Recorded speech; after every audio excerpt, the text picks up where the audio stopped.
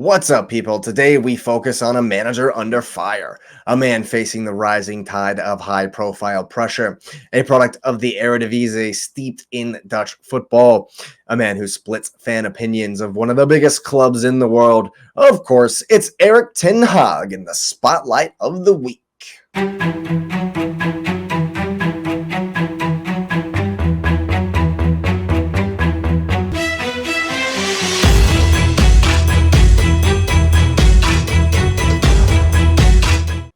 In his playing days, Erik Ten Hag patrolled the back line in the center of defense.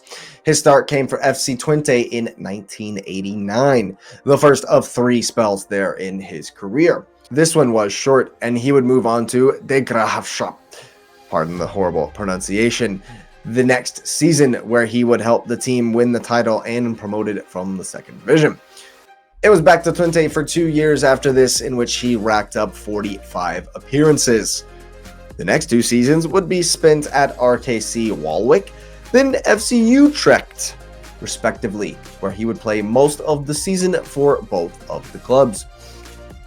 1996 saw his return to Twente, where he would increase his tally of appearances to 162 before retiring after the 01-02 season.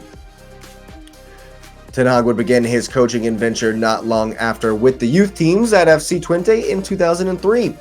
His work there landed him as assistant to the manager of the first team by 2006. He would serve a similar period, and by 2009, his work would see him take a similar position for PSV, again for a 3-year stint, at the end of which PSV would lift the 2012 KNVB Cup, a competition similar to the FA Cup in England.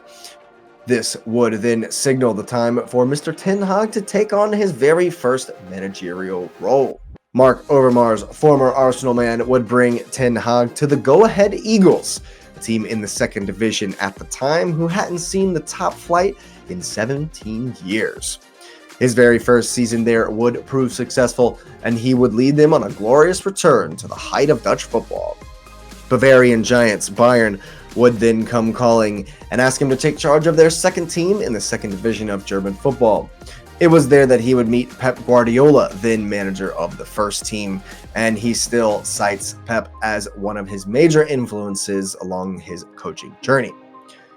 After just 2 seasons there, he would return to the Netherlands and take charge as the sporting director and manager of Utrecht. He would improve their fortunes to 5th in the Eredivisie and do one better the following year, qualifying for the Europa League with a 4th place finish. December 2017 saw Marcel Keizer dismissed as the manager of Ajax, leaving a vacancy soon filled by Erik Ten Hag. This would begin a defining period in the manager's career and a return to success for the club itself. Ajax, of course, are a European giant, and his first season there was strong enough to bring them back to the Champions League for the 18-19 season. It was a Champions League I'm sure we all remember, 4-1 at the Bernabeu, defeating Cristiano Ronaldo's Juventus. Not too shabby, but they would lose out to another side who was having their greatest run of all time. What a shame. Despite the heartbreak in the semifinal of the Champions League, they would win the league and cup double back home and begin the next year as perfectly as possible as well, with a victory over bitter rivals PSV in the Johan Cruyff Shield. That would then start off a 16-match unbeaten run in the league. But disaster would strike. The pandemic halted the league prematurely, and the season was completely abandoned. To make matters worse, they would finish 3rd in the Champions League group, dropping them once again down to the Europa League. The hits just kept on coming, and they faced Getafe, who would dump them out unceremoniously in the very next round. It would take just 4 games in the following season to find defeat for Mr. Erik Ten Hag, but that would be just one of 2 league losses all season long. The Champions League is unforgiving, and a tough group meant Europa League football once again, but they would progress to the quarterfinals before another early European exit. Some consolation would come in the form of lifting the KNVB Cup for a record 20th time that season. Sebastian Haller would come into the side the following year, and Ajax would post an undefeated Champions League group stage record. The Dutch league was won on cruise control as they only lost 3 times the entire campaign. In just 128 games, Ten Hag had tasted victory 100 times, becoming the quickest manager in Ajax history to the milestone.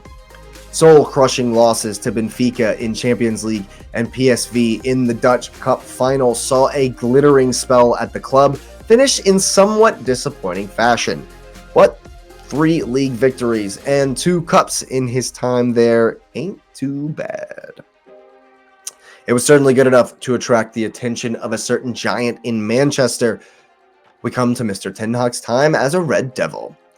Life would get off to a rocky start as he became the first manager to lose his opening 2 matches. However, this would be somewhat smoothed over by his first win being against Liverpool, a feather in the cap normally if the reverse fixture wasn't going to live in infamy forever and ever. Despite this, he would be the quickest manager in Manchester United history to win 20 times, needing only 27 games to do so.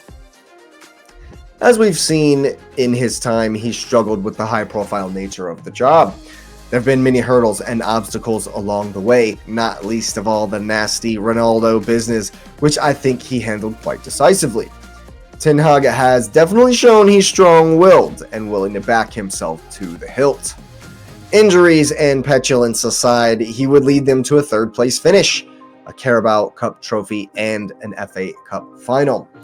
You might put his success down to a reversion to a defensive counter-attacking strategy, and his in-game management was laudable at times last season, as well as he was able to save a number of matches.